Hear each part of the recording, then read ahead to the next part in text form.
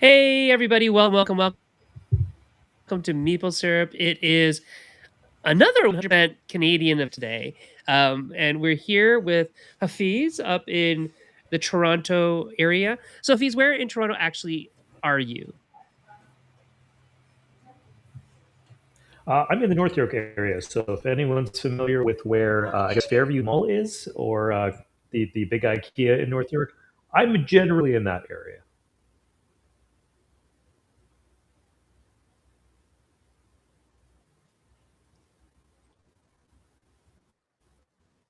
Be losing people here and there. So, stream, we're sorry. There's again maybe some problems. Maybe we'll have to look into why this is doing what it does. But it seems that we have some lag in the system. But while we're here, let's just announce who is here. We have up there above me is Pauline. Hello, Hello, Pauline-Fate. everyone. How are you? I'm Pauline. And over there we have Marie. How are you, Hi, Marie? I'm good. I'm good. How's everybody? Everybody, I'm good. I'm good. Happy New Year to you. How are you? How's everybody? The year of the horse, was it auspicious? Was it good? Yeah, it's been great. It's the fire horse apparently, so I heard Yes, it's a very very good luck specifically. of a year this year. And we bless everybody. 恭喜发财. Everybody has be a prosperous year for everyone. Yeah, Yes. Yeah. It's. I don't know if everybody knew this, and this maybe come up. This might come up later in like our talk about cultural and authenticity, but we care very much about prosperity and money, and so everything is like, yeah. I hope you make a lot of money. Make a lot of money this year.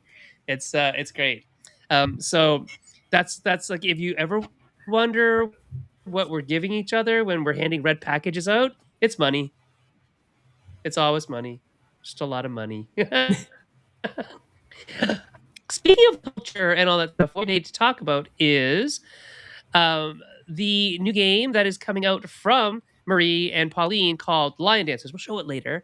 But we wanted to talk about culture and authenticity in design.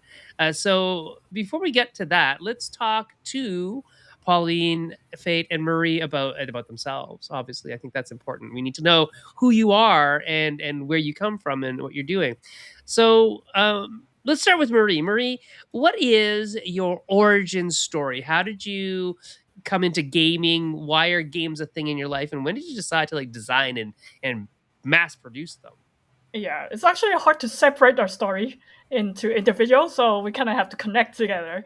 Um, I when I know Pauline, I actually know her from playing badminton. It's a very so it's from exercising from badminton, and then we slowly get together and starting to play board games, and that's when she tried to introduce me to Ticket to Ride, Carcassonne, those entry level board games that most people will encounter when they get slightly into hobby board games. And I was really interested in it because as a little kid, as I was a child, my parents play a lot of board games with me, like Monopoly, Uno's, or even like Chinese people we play mahjong.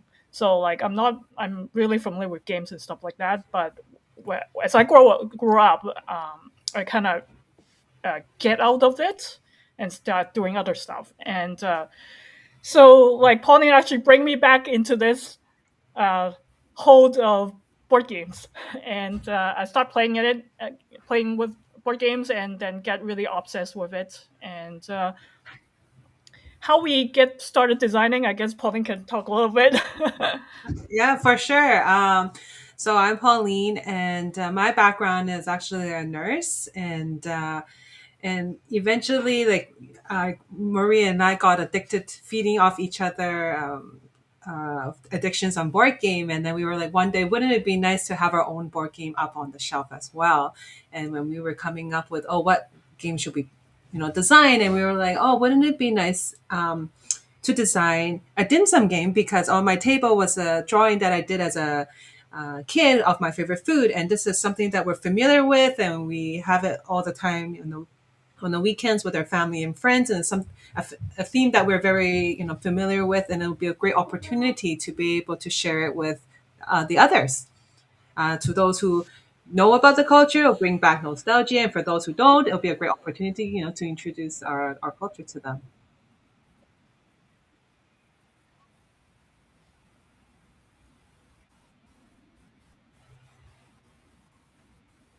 That's awesome. And so it sounds like, had that been something you were thinking about? Sorry, go for it, son. I'm gonna just rooms. I think No, I I might need to no get no no. closer to a modem. You go. Oh, okay. Why don't you go do that, and we'll figure out the rest of it as we go along. Hey, Luke, how are you doing? We have more visitors from You out ask the west. question, Lucas push out rooms, west. and then I will. Okay, cool. We have some technical difficulties. I think it's a fee. I think it's a fees. Okay, now we are all screwed up and things are getting a little bit messy. But okay, so um, we've lost the fees, but hopefully it'll come back in. So with the first game that you guys made, which was Steam Up, which I actually played on Chinese New Year's with my family, which was lovely. And it actually is great because it contains all sorts of lore about the food and our culture, which is lovely. Why the dice doesn't have a four on it, that kind of stuff. But I did have to ask you, Pauline, what are your favorite foods? My favorite is What the did you draw? barbecue pork bun and the phoenix claw, which is something that Marie doesn't like, but I was like, we've got to have it because it's one of my favorite dishes to eat. It's my favorite, and it's iconic. It's like everybody recognizes it, whether they like it or not. They like, oh, that's dim sum. Hmm. Because where else would you eat that, right? Marie, what about you? What are your favorite dim Ah, sum I dishes? actually like the shumai, so the yellowish with the dumpling, the meat dumpling with the yellow skin, which is Hmm. included in steam up as well. It's one of the most iconic dim sum as well. So Oh yeah, for sure. I believe that. Um, and so it was really nice to play on Chinese New Year's with the family, and it also brings um, into it all of the like the zodiac, the animals, because there's the 12 animals. So it's a lovely piece of culture, and it's a game that is not too simple, but is also welcoming to people. I think, even just touching all the squishy little pieces, if you got the deluxe version, they're really nice squishy pieces. And having the baskets that stack very nicely, the rotating lazy Susan kind of table in the middle. It, it's And now we will continue game our design. stream. Oh, are you guys dropping out of the stream again? Oh, I know it. I think you're so. dropping a little bit. Yeah, let's see what's happening here. We're gonna get Hafiz back in because I think that's exactly what happened. Here we go. Here he comes. Let's see if he ruins everything. Are you gonna ruin everything? I caused a ruckus the moment I hopped. You started getting leggy when I joined, so I think it's me. Yeah. Oh, there you go, glitching again. But I don't know. I don't know. We'll have to figure it out. Um, is there a way for you to get hardwired? Like right, like link into your modem? Yeah, let me give that a try. But continue talking about squishy components, which is always fun. Yes, squishy components are great. And is saying Luke is saying this. He's saying your components are so nice for your games. Like we are really, really laggy. How do you model those, and do you have artists that you work with? So for the dim sum squishy, we actually have one of my close friend. He's a 3D modeler, so he designed it. We tell him we want these dim sum. Can you design the and also the steamer? Can you design it? So he was able to create the design, and he also works with manufacturers, so he knows already what. Files needs to be prepared, and then we send it to the manufacturer, and then we were like, we want squishies. And at that time we didn't even know there's different types of squishies, so we get to play with different, squeeze on different types, and we found the good squish that we want, and then we had that manufactured. And then, as for artists, we do work with different artists who specialize into Asian design, Asian illustrations. So for each game we have, which we have 3 different games, we hire different ones. So because they have different specialties of drawing. Yeah, we also tend to work with artists who has the background, at least some knowledge of what we're trying to design already. Like, for example, our new game Lion Dancer, we actually work with an artist who actually she is a lion dancer herself. So it's a lot easier for us to communicate and also learn a lot of things. We actually learn a lot of things from her as even just a cultural consultant, not just an artist. So I feel like it's really very important to find an artist that's suitable for a game, and your job is actually become easier to link the games together and make the game to become how you want it to be, and keep it very authentic. So to elaborate on what Marie is saying, for example, like Marie and I, we watch lion dancers. We only thought there's only one type, but then of course when we talked to our illustrator, her name is Kai, there's so many different varieties, and like they all have their uniqueness and like their different type of gems or features on them. That's something we didn't know, but she knew. So then she already incorporated into the drawing, so then it is authentic because she knows what is in each lion. I think that's really cool. And it's the same thing that happened with Banana and I when we were designing games about Chinese culture as well. Uh, we hired cultural consultants for our own culture, which is hilarious to me that people won't do that for cultures that they're not a part of, right? Yeah, yeah, exactly. Um, Yeah. So, can you explain about why authenticity matters to you in your game designs? Why does it matter that lion dancers are represented properly and Chinese culture in general is represented properly in your games? Well, we want to make a tribute to line dancing, right? Right, like we watch line dancing performance since we're a kid, but we only know so much, and there's only so many things that we know about. But as we, the purpose for us to find cultural consultant is to get more details to it, right? We're not the line dancer ourselves. We're just the audience. So there's only so many things we know, and that's why it's important to find cultural consultants, even though they're talking about, uh, even though we're talking about a culture that is with like a thing that is within our own culture, and yeah, and why is it important, Pauline?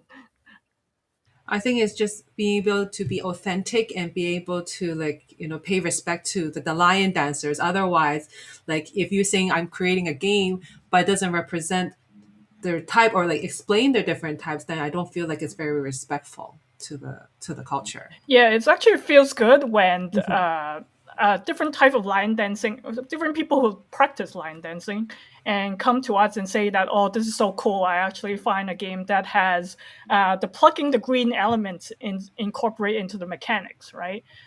Which is something that you will not find if somebody doesn't know well enough into the culture. So let's Plucking take the a greens, look. meaning Actually, that I'm going plucking to see if this is. lettuce. So that's the main core of our game is in order to score your points, you have to make sure you grab that lettuce and pluck it. We're going to show the game right now. At least the image. Hopefully, this be what's causing it. So we'll Yeah, see. Sen, We'll and as you're see pulling if it the up, whole stream implodes.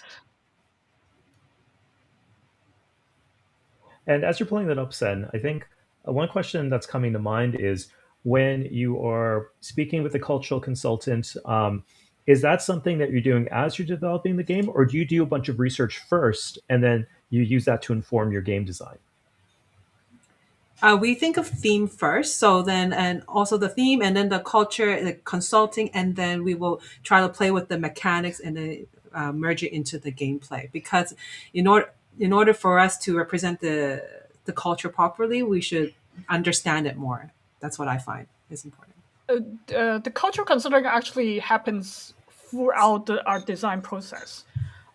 So yes, we focus on a theme, and then we thought of mechanics and how, in general, how we want it to be played, all the mechanics and stuff, and then we actually go to our consultant and say, "Does this make sense?" Right.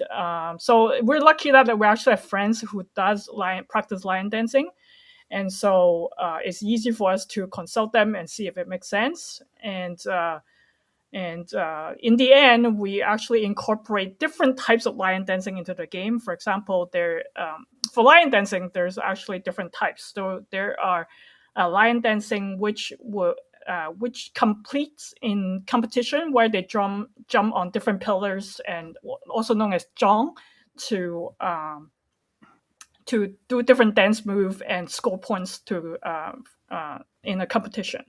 Where else there's other lion dancing where you will, for example, for Lunar New Year, they will go around the mall or go to different store and do some dancing, and also plugging the green to wish for the different business for prosperity and luck. And then, so we kind of combine everything together and into our game, and reflect different types of lion dancing.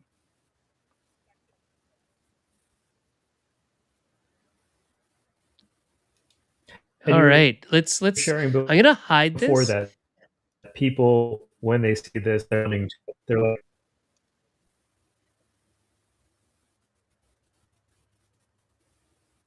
so you're sharing earlier, people look at it, see the cabbage kinds of dance are there. Do you ever feedback, say, during a campaign, where people sharing, I wish this was in there, or this reminds me of this, and then make adjustments to the game once you start to get um, backers actually on board?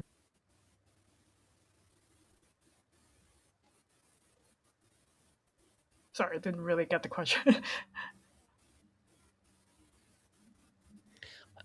Yeah, Hafiz, I think you're gonna need to repeat the question. It was kind of choppy. You mentioned or just suggested a few things.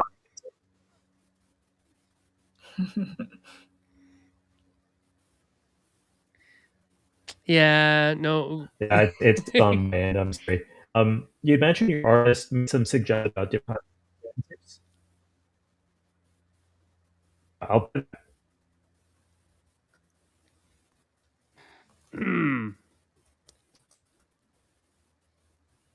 Okay, Hafiz, let's try this. Let's if you can write your questions into host chat, maybe then I can ask them, and then maybe that'll work. We're gonna work around this. So type here. Type here. Oh, I can't even see this chat. There we go. Everything's pretty laggy. I'm gonna go take a look at the server later. Anyway, so let's see what Hafiz has to ask you. But while he's asking the question in typing land, I'll ask a question here. So can you've explained, historically, culturally, why lion dancing is an important thing in our culture. How did you translate that into game mechanisms?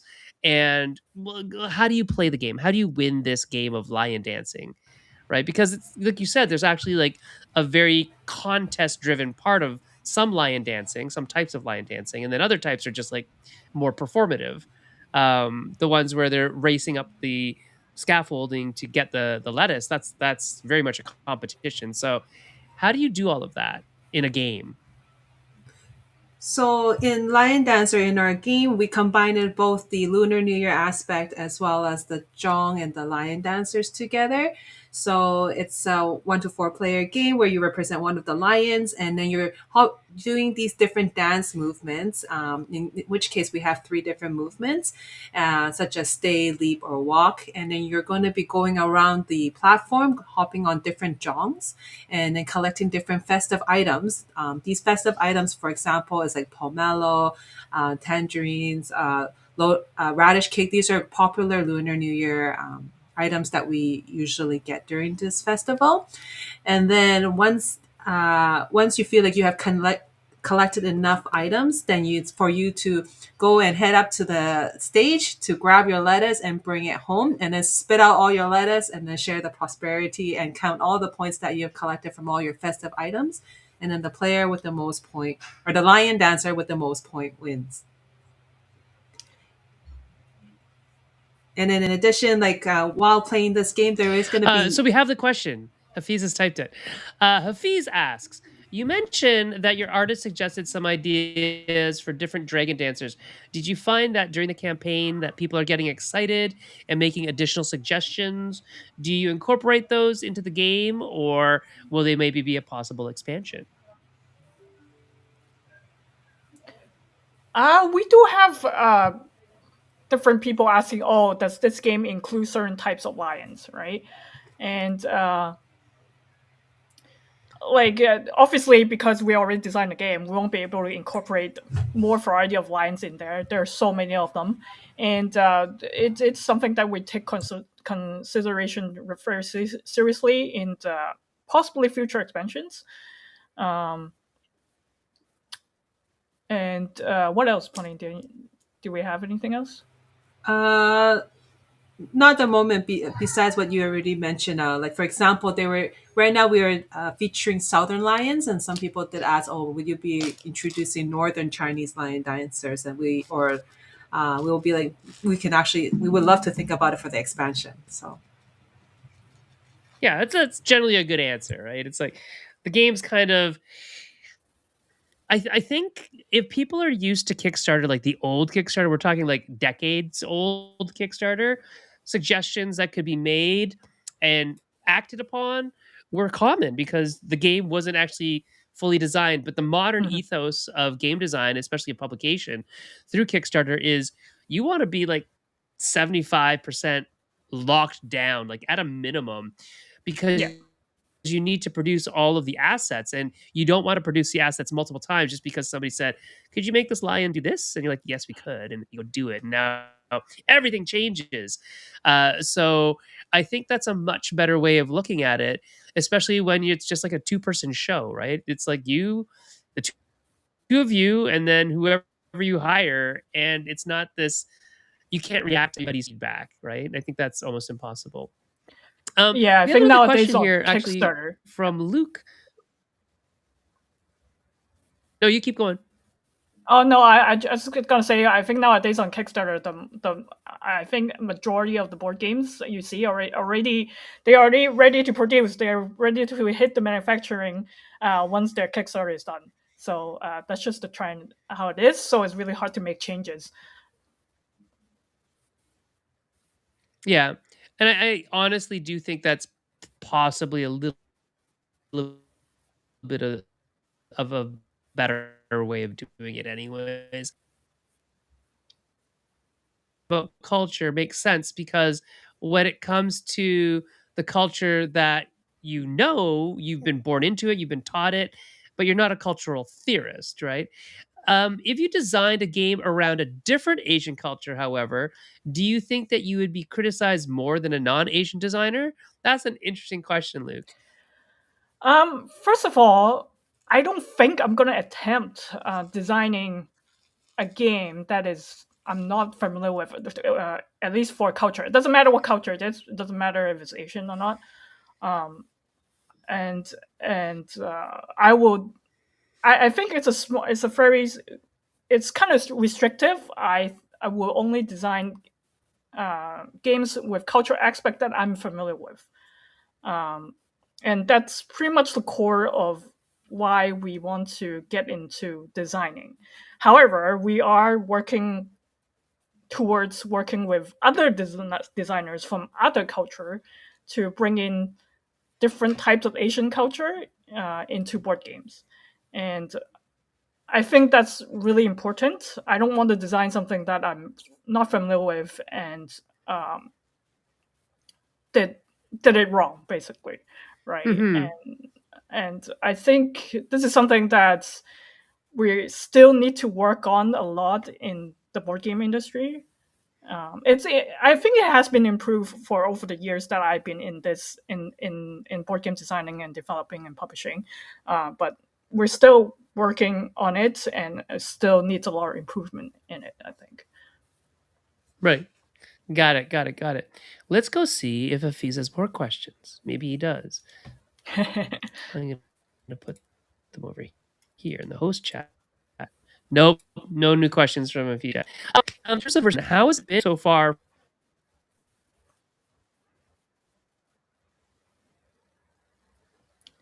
Sorry, Sam, can you repeat your question? How has the reception been to the new game? Have people been like, "Oh, this is a game that I want to play"? Have people been really like, enthusiastic about it? What's the reaction been in general?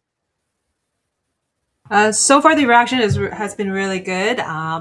People who played our other games before saying like this is maybe one of our best ones, and not only that, like people we haven't even played our games and learn about that there's a lion dancer and they themselves are lion dancers. They feel very welcome and very heard because they're able to see a game about their lion dancing, right? So it has been very good reception, Yeah, especially. it's actually good that when we have this game out, and then there are a lot of friends that tell us, "Oh, I practice lion dancing," and this is something that I don't know about it until we have this board game. And you'll be surprised how many people actually around you actually practice lion dancing, or even like the kids are practicing lion dancing. Yeah. Yeah, and it's the same with Dragon Boat for some reason. Like Dragon Boat racing is Yeah. so popular amongst like everybody, right? No, I don't think I've seen many non-Asian people doing line dancing unless they're very involved in like a kung fu school or something. But Mhm. yeah, it's really fascinating to see just how many people are involved in parts of the culture that you wouldn't think and that's really, I think it's very interesting in a lot of regards.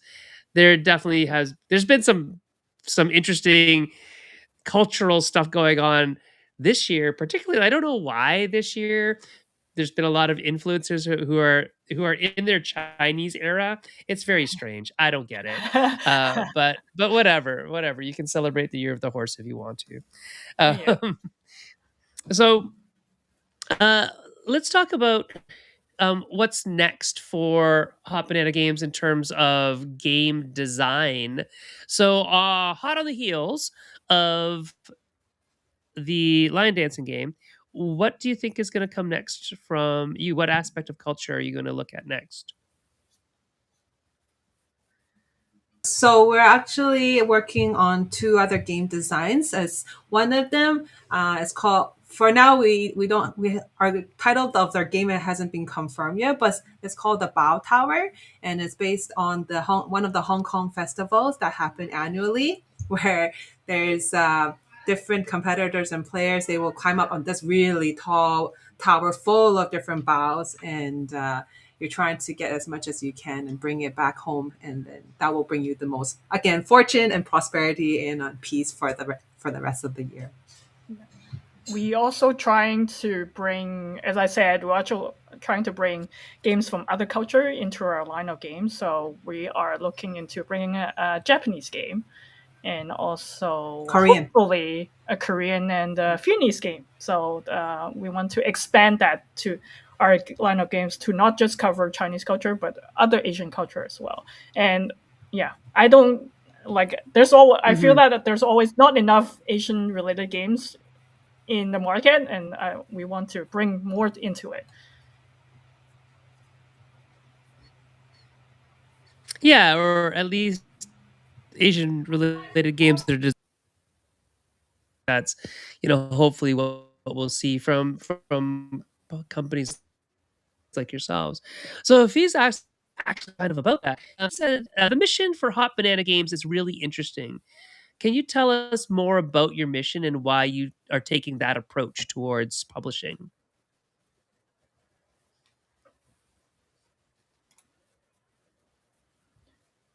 Yeah. Yeah, well, our we Polly and I established Hot Banana Games is because it started with we don't see enough Asian theme board games on our shelf, right? That's how Steam Up started, and and it slowly become our missions. Is to like I want to see my culture on my shelf and to be represented appropriately, and and and it's something that we trying to actively work on, and I think there's a space for it, especially for now that there's actually more people into hobby board games now. Um, and there are a lot of people who is similar to us, like they immigrate or their parents immigrate to, for example, Canada or in United States, and they're trying to get back to their roots, or trying to have their children to learn about the kids to learn about their own culture, right?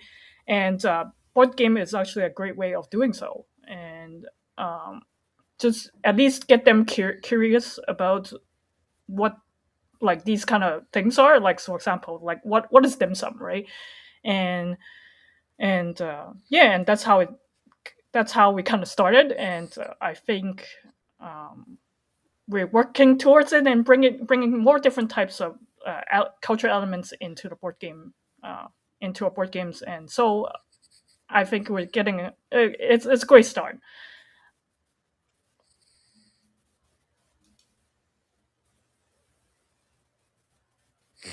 So, as a follow up, Hafiz says games as a form of connection, not just to one another, but Yeah, to your home, your past, your ancestors, your culture, right? yeah, exactly. Like since Very cool. like at It's least for me, yeah, yeah, since at least for me, right? I ever since I started designing board games, I actually got to connect back to my parents and get them play board games, and get them curious, because they look at Steam Up. It's like, oh, this is cool. Like you like dim sum pieces. Like what are you doing with it, right? And then now every weekend I'm playing board games with them, introduce them to new games, and they always get curious about it, and so it's a great way to connect.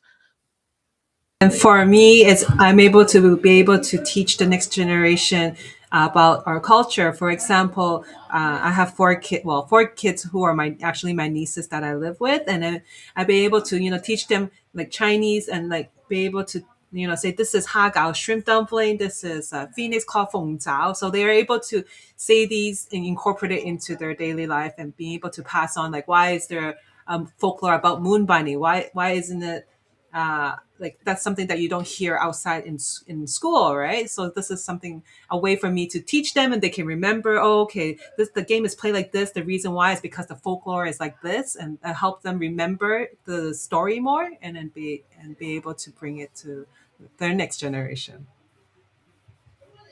mhm. I really appreciate that. I think that's a wonderful way to pass on parts of culture. So, do you, Pauline and Marie, think that board games are art? Are they a form of art? Mm, I think think it's a combination yeah. of like art, education, cultural exchange.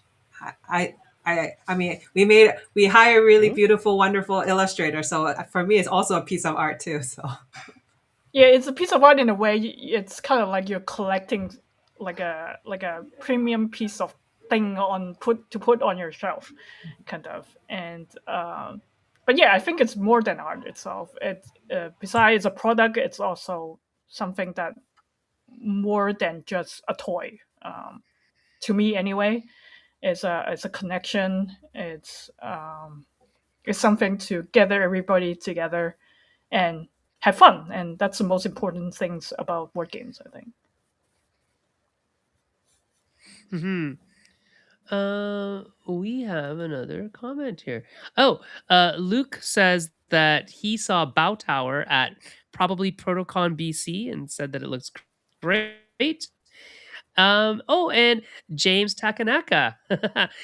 Speaking of other Asians, James is here and he's asking, have you found any new sales or marketing channels by having Chinese themed games and this business model? Wondering how this might affect other Asian board game publishers. James, by the way, runs the Asian Board Game Professional Meetup group. And so he's very interested in promoting Asian themed games and seeing if there are channels or opportunities within North America, but also outside of North America for Asian themed things, right? So, what do you think? I think there's actually a huge market in North America itself, because there is not only there's so many different types of Asian immigrants families. I'm not just talking about Chinese. I'm talking about Vietnamese, Filipinos, other types of Asian culture, and a lot of times, a lot of these culture have similar.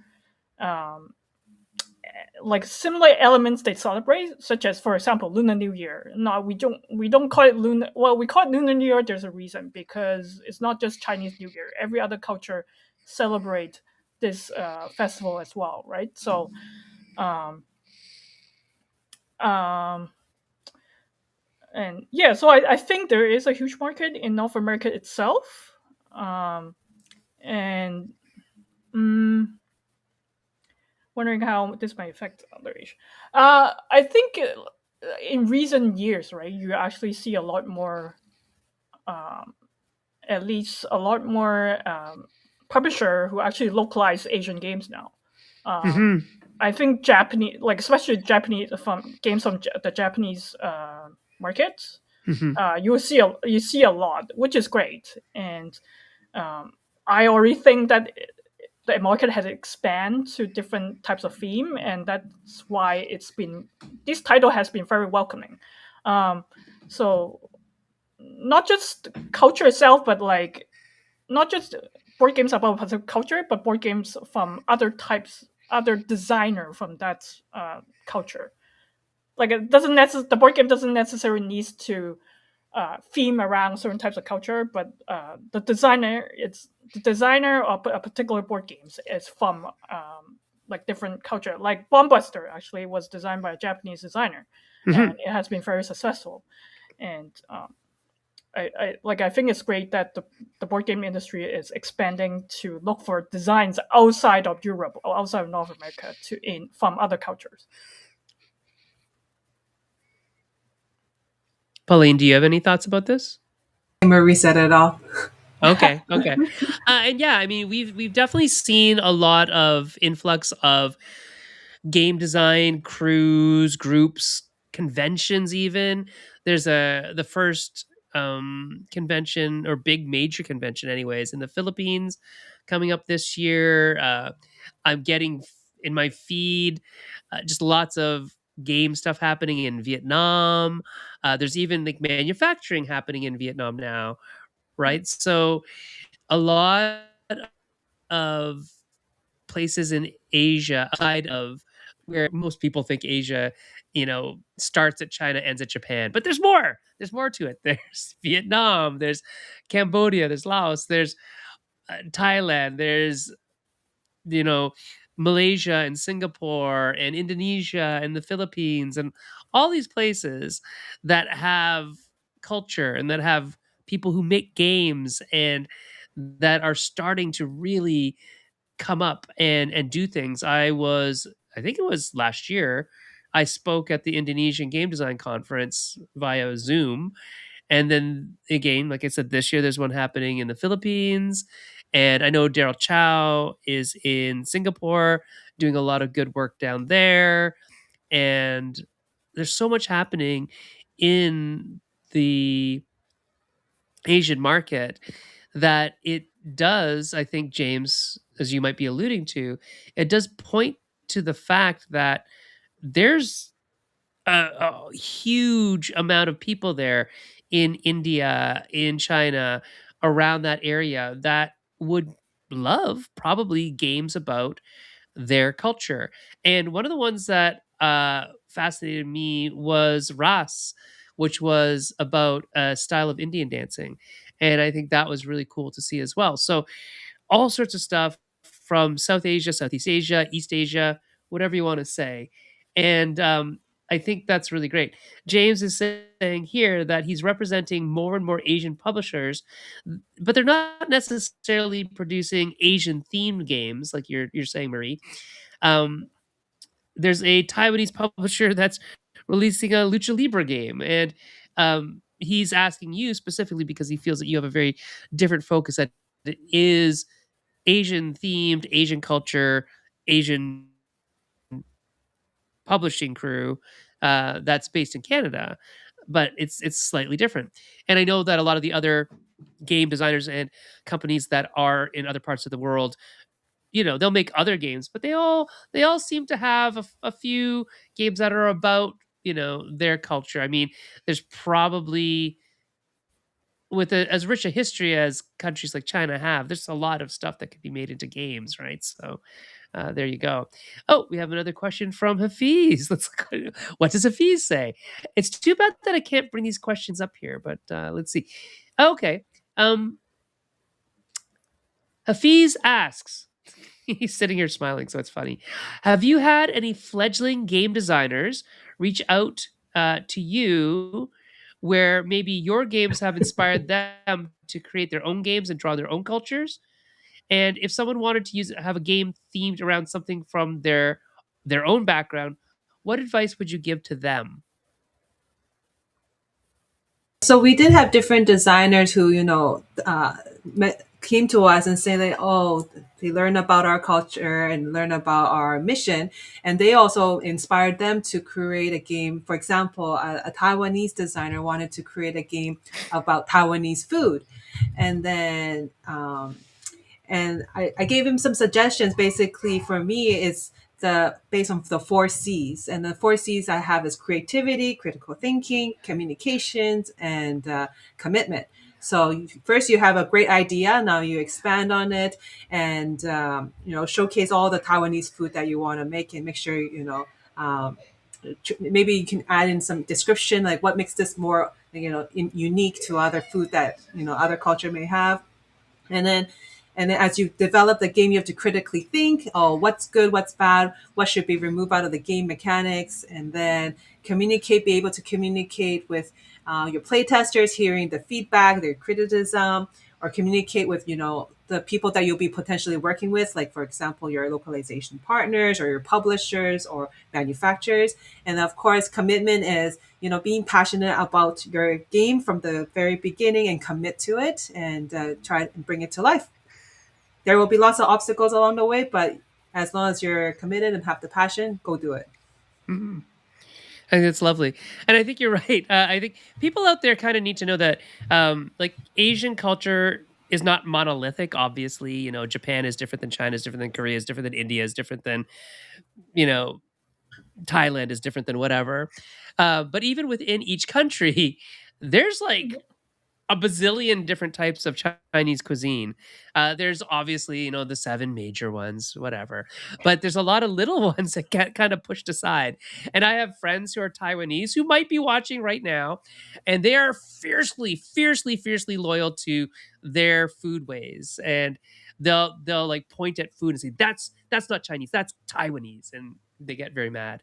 Um, and even dim sum, right? Dim sum is not part of my Chinese experience because I'm from the south, which is not necessarily. So I'm from Hainan, where it's like Hainanese chicken is a big thing, which then we end up in Malaysia and Singapore because that's where my family fled to. So um, I didn't really get the growing up with dim sum. I knew what dim sum was, and my family likes dim sum, but it's not really like our key thing.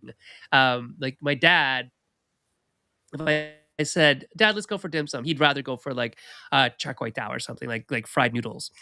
So it's interesting to just look at culture from within that culture and say, yeah, I like that that's there. Now, can I do something with my little part of that? Like the person's from Taiwan saying, I really want to make a game that is about specifically Taiwanese food. Um, and if I hope that you gave them good advice to like do something about, like, there's something about Taiwanese food. They like this, like, it's called like the Q factor or QQ, right? Very chewy. They like things really chewy for some reason. Anyway, they're always going on about that. My friends, my Taiwanese friends, always saying, but is it chewy enough? It's like, I don't know. You be the judge. You're the experts in the Q factor. So yeah. Oh, Luke asks another question. Luke is really good at this. Luke asks, do you ever feel restricted by your mission? Like maybe you just want to do a game about being a bike messenger. Have you ever felt like it's too restrictive to like limit your games to Chinese culture and Chinese cultural things? No, not at all. There's, as you said, there's so many things within like at least for Chinese culture background, it's great because we're so many. It's so rich in culture that there are so many things we can design about. And I mean, if you want a game about Bite Messenger, go for it, right? I don't know any games that has a theme like that. It's actually great to introduce different types of theme into board games, right? And that's how Wingspan becomes so big, because it's a game about birds that that didn't have like a wasn't a big theme back then, right? And I think that's one of the reason it's so successful. And who knows? Yeah, go for it. Design a game about Bike Messenger. And I mean, you could take that bike messenger idea and you could put it into, like, I mean, there are in Toronto anyways, Hafiz would know more about this than I do, but there's like specific, and there probably is in Vancouver as well, specific food delivery services like that people are on their bikes, taking food around that are just for Asian food. Just all Asian food all the time. And actually, one of the coolest games, I didn't get the chance to play it. I should actually go look for it. I think it's a game that was published by Queen Games, was about tiffin. And tiffin are like Indian lunch dishes. And the people who basically are tiffin delivery people ride on their bikes, delivering things like a messenger would, but they have like these metal containers of food that they bring to the offices at every lunch, and they pick up the old ones to be washed, and that is like a messenger service. It's a pick up and deliver game, and you can make it. Like I already think it's been made, but that's the type of thing where it's like, oh, how could this mechanic be applied to culture, or how could this cultural thing be mechanized, right? And I think there's a lot of ways to do it. Especially in a civilization that is like literally thousands and thousands of years old, right? Where there is such a rich history to dive into that maybe you'll never run out of things to write about, to make a game about. And that's also kind of the luxury, I guess, of having a culture that has existed for that long and that is storied and written about and has all this stuff, right? That's very cool. Let's see. Did Hafiz write another question? This is fun. I get to like look and see. Nope. No new questions. You're letting me down, Hafiz. Oh, nope. There was one. Oh, he did write one. Bit of a pivot. How do you manage co-designing your games? It sounds like you have a great rhythm. Do each of you have an area that you like to focus on, or is it more fluid and interdynamic? Usually I come up with the design and then Marie helps with the developing. And every time I come up with something like a new idea, and then she will always criticize me and give me feedback. In the nicest doesn't ways. like it. Yeah, she'll be like, nope. And I'll go back to the table and just think. Okay, let's try this method. And then afterward, we start feeding off each other. Okay, how about this mechanism with this? And then eventually we got it. That's how it works. Can you kind of walk through that process, like with Lion Dance? Like what happened there? Like what did you originally come to the table with that Marie said no? So it was like 2.5 years ago when I designed it. What was it? Do you remember anything, Marie? For Lion Dancing. What did I come up with and you said no?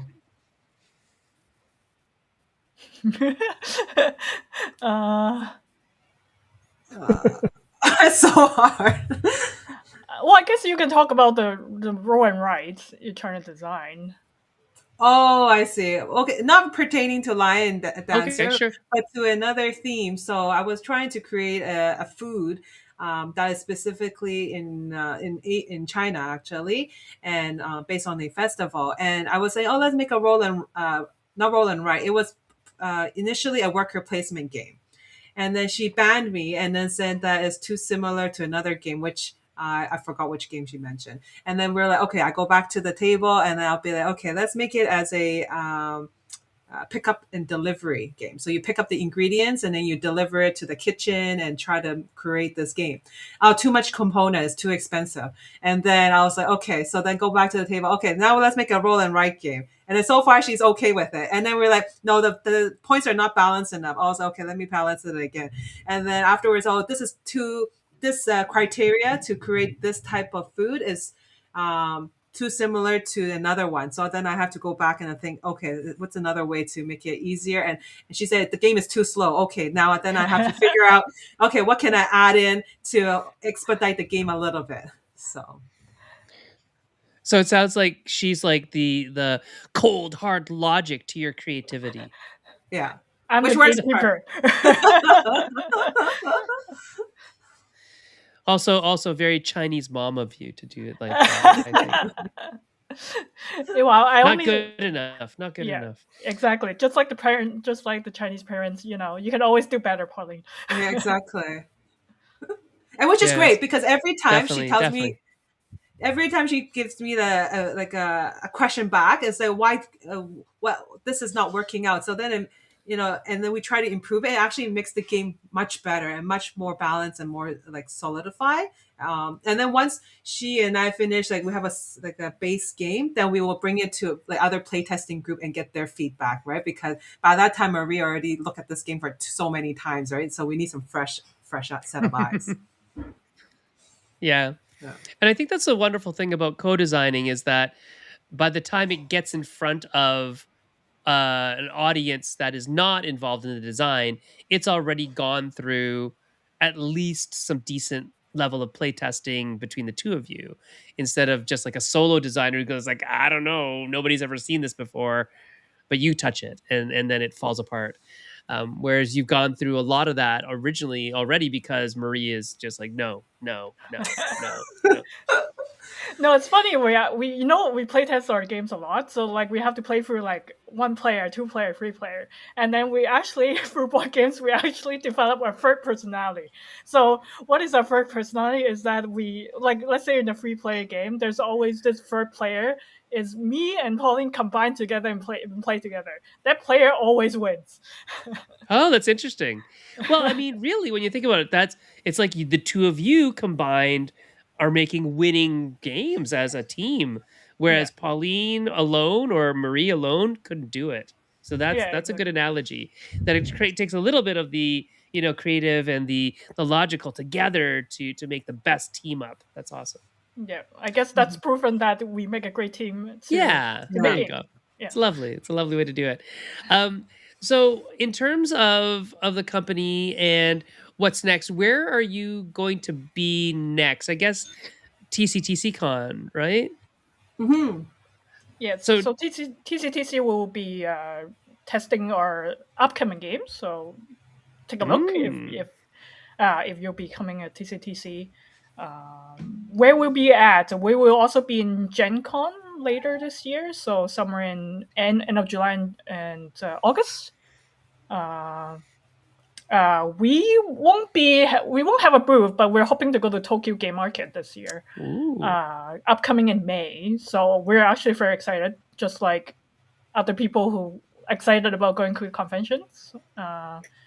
And that's pretty much it, I think, right? Probably physically we're gonna be there. Yeah, so for people who are out on the west coast of the world, of North America anyways, TCTC Con is in Vancouver, British Columbia, Canada, and it takes place on March 13th, 14th, 15th of this month, actually, this upcoming month. And the week after that is Breakout Con in Toronto. Hafiz, will you be at Breakout Con?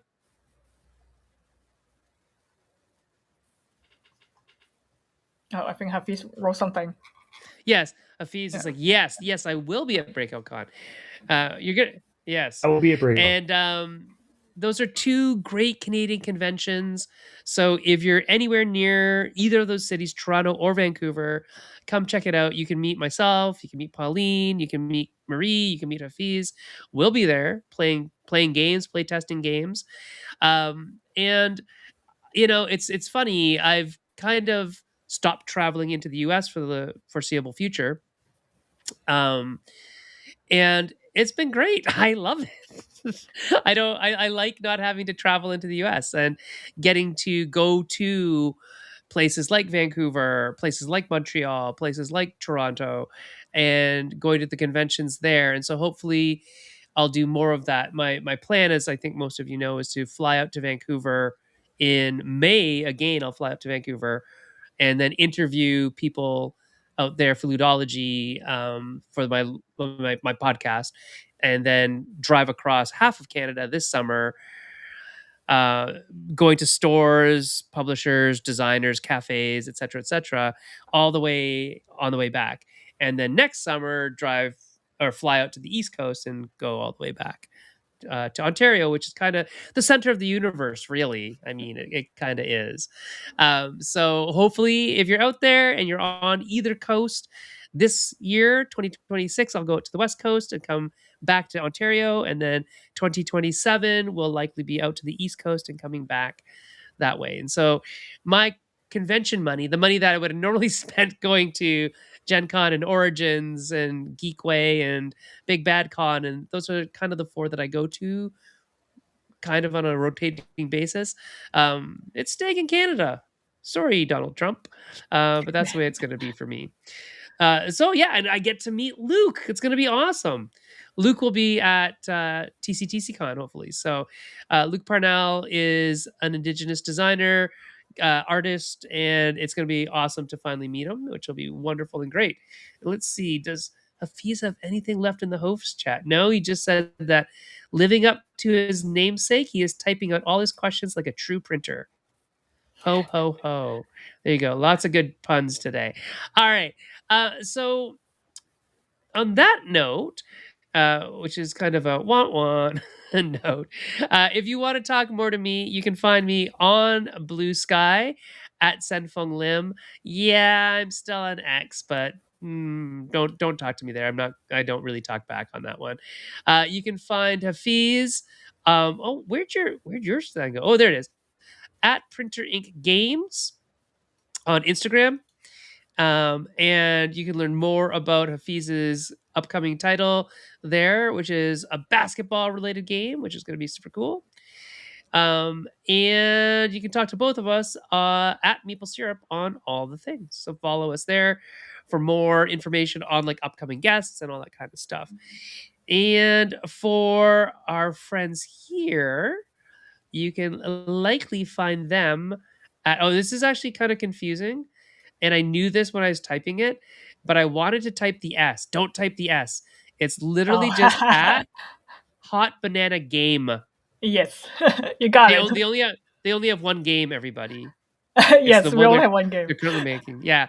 So Hot Banana Game on most of the social media platforms out there, and follow along for more information on their upcoming projects and their current projects. Like go take a look at line dancers right now. And if you like line dancing, back it.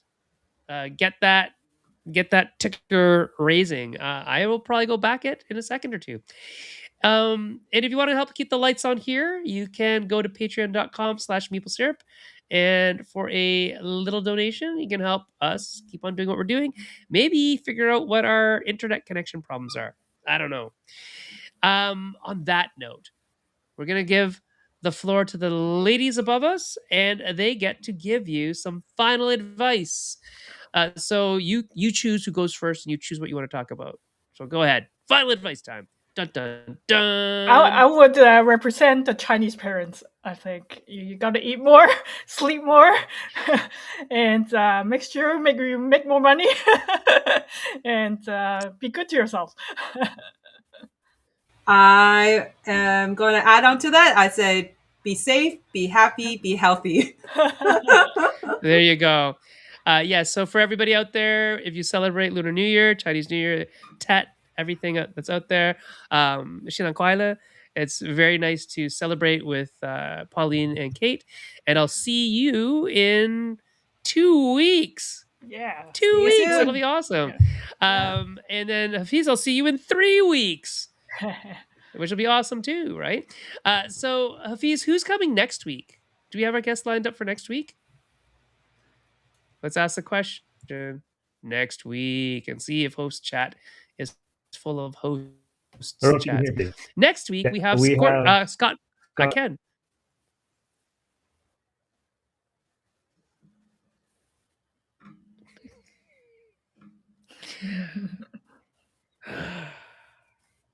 Okay, so next week we have Scott Corlander, and we'll be talking about sports themes games, which is something that Hafiz knows very well with the aforementioned basketball game we talked about. So, yeah, Hafiz, sorry, man, your internet connection is all weird, going weird on us, and I think it's affecting all of us. It's generally like I have lag between at least Marie. I don't think I have lag between Pauline, but it's getting weird out there.